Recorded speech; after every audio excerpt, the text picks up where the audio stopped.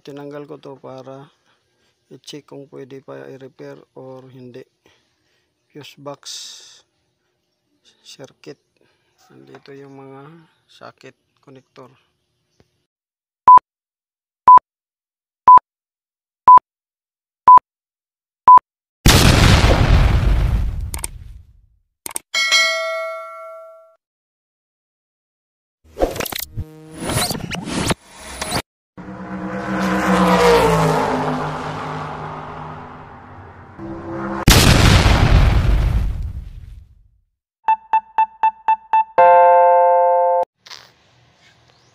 So kuha tayo guys ng bote na malinis.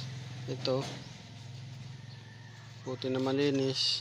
So ngayon pasusukahin natin yung system nito, kung may langis pa ba or nag black oil na ba yung system.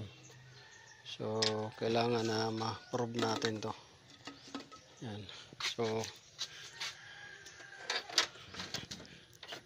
lalagay natin dito yan para ma-probe natin kung may black oil na ba yung system.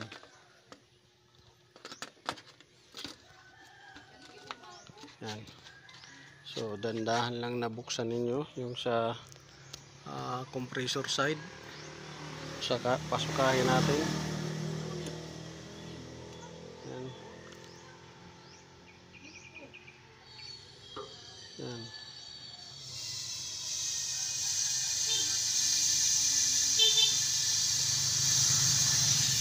Dito kasi guys mako-confirm kung black oil na yung system at kung may langis pa ba sa compressor na natitira. Yan. Yan, nasingaw natin dyan. May preo na yan guys, nilagay natin para ma-prove natin kung saan yung leaking. So nakita natin doon sa baba, yun sa high side, sa may crimp nya malapit high side. So nag-oil siya, naglalangis siya. So yan yung may leaking. So dito pasingawin natin. So mas marami yung hangin nito guys kaysa freon. Kita niyo hindi umuusok,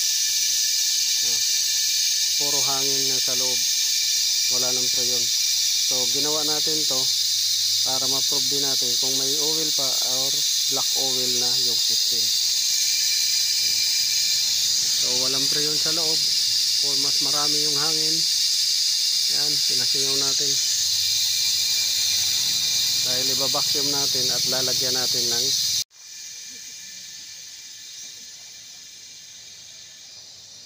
so reman lang guys ha. Ginawa natin to na pinasuka para ma-probe natin kung may oil pa ba sa system at kung may freon pa sa system or black oil na yung system. Kaya ginawa natin to.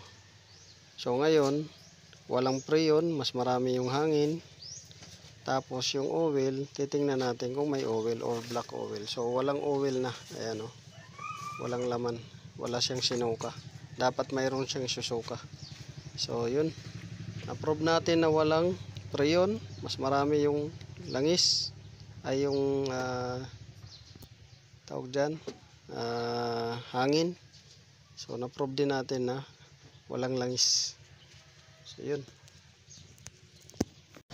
So yun lang guys, sana nakakuha kayo ng konting kalaman dito sa binigay kong tips. At paki-like, share, subscribe na YouTube channel Otoboy Zone.